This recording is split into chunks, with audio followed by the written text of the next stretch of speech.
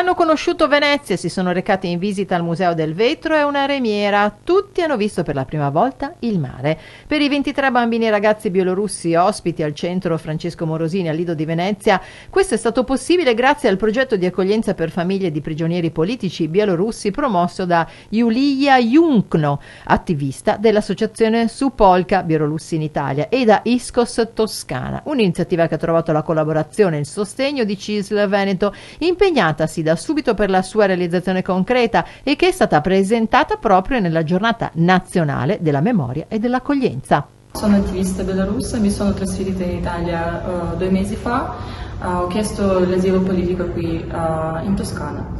Io sono attivista bielorussa, sto combattendo per le libertà e democrazie del mio popolo bielorusso che sta soffrendo e anche insieme a me sta combattendo per la nostra libertà del nostro paese, che adesso ormai è sotto occupazione di 2 regimi dittatoriali, di Lukashenko e di Putin.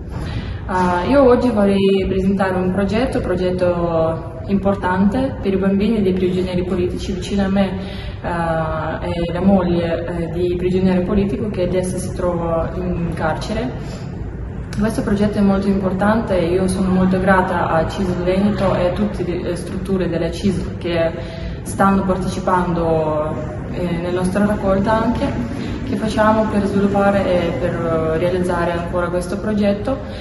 Ci sono 33 persone che sono arrivate in Italia 2 settimane fa, per 3 settimane, allora tra qualche giorno vanno via. Sono le famiglie dei prigionieri politici, famiglie dei rifugiati bielorussi, che abbiamo tantissimi, abbiamo più di 40.000 persone che sono state arrestate e non so quanti sono rifugiati politici perché non c'è la cifra precisa.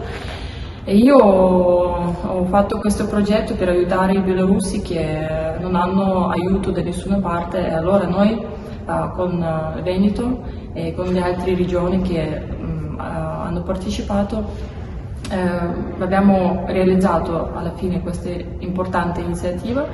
La Bielorussia è ormai l'ultima dittatura rimasta in Europa. Sono migliaia i prigionieri politici dopo le elezioni farsa del 2020.